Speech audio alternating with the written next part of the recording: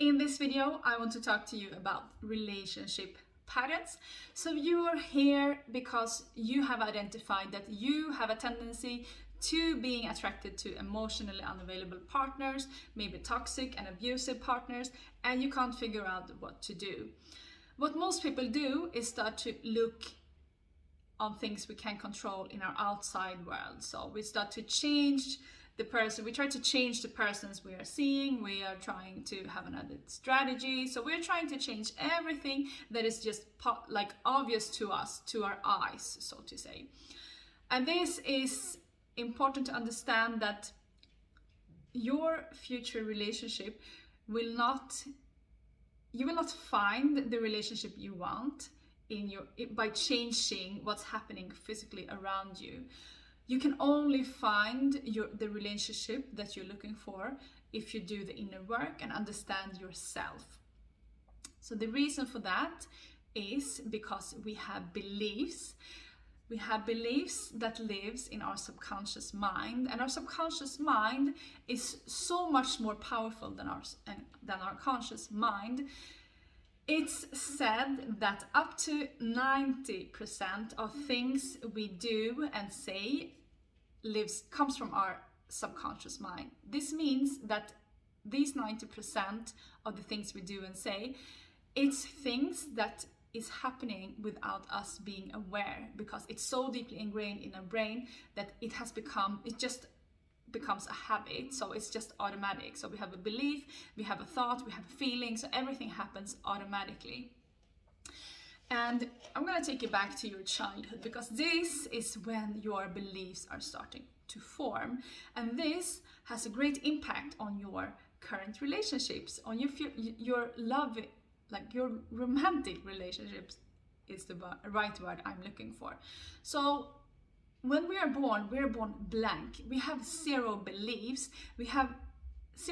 And we're just ready to consume all the beliefs of what's happening around us in our exterior world when we are growing up. So our beliefs are formed by our parents, by our friends, by things we see on television, by things nowadays it's probably from the iPad as well, and the apps that children are using. But you get the picture. It's formed by things that we are experiencing in our world when we are children. This is also when we start to form our relationship beliefs. And it's a mistake to believe that we can just look at the relationship that our parents had with each other to believe that, oh, they had such a loving relationship with each other, and I'm also going to have that relationship since I have this stable and strong foundation. That is just part of the equation. Of course, this will be part of your beliefs as well. But let's say that you had parents that were loving towards each other, but maybe they were busy and working a lot. So you felt neglected maybe. They didn't have enough time for you.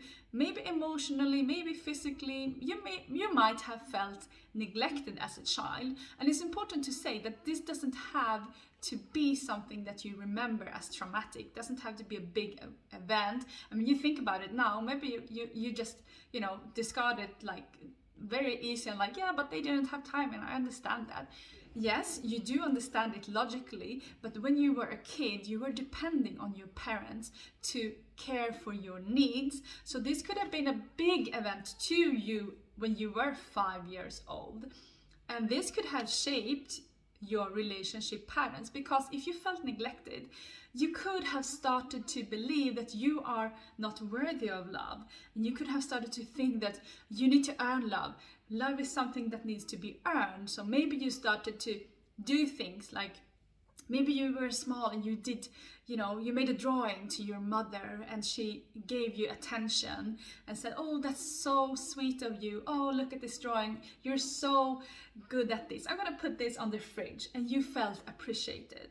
So there you have started to form a belief that when you do something for someone, only then are you worthy of deserving. So only then are you worthy of being loved or feeling loved.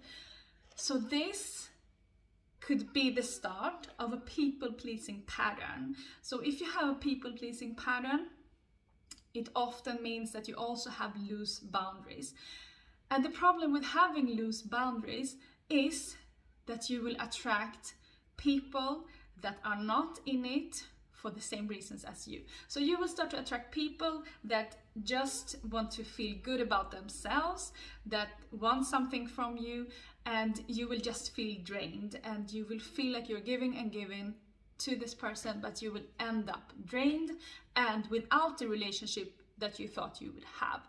So this is how these patterns are starting to form when you are a child, and you will bring them with you to your adult age, because they live in us. These beliefs, they live in our subconscious mind, and our subconscious mind, as it's so much more powerful, as I said before, it's so much more powerful than our conscious mind. And also, we don't have easily access to our subconscious mind. We don't understand why we are doing things. We just understand that we are feeling things maybe. But we don't see that we are repeating the same patterns. And if we do, maybe we don't understand how to get to the bottom of it. So this is what I wanted to just make you aware of. Your relationship patterns, they are formed when you were a kid.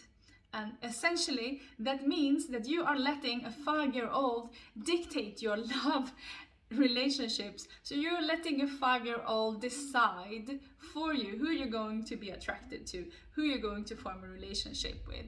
And it's going to continue to be like that if you don't do the work and understand what your subconscious beliefs are, and start to change your subconscious beliefs about yourself. The reason our subconscious mind is creating the same situation over and over for us again, and choosing the same type of partner over and over, and with same type I mean the emotionally unavailable type, the toxic persons.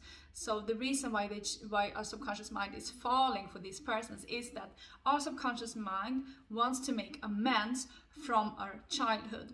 If you're gonna look at the example that we talked about previously, if you were neglected of some sort when you were a kid, if you were neglected, that could have created a core wound, a wound making you feel like you are not worthy.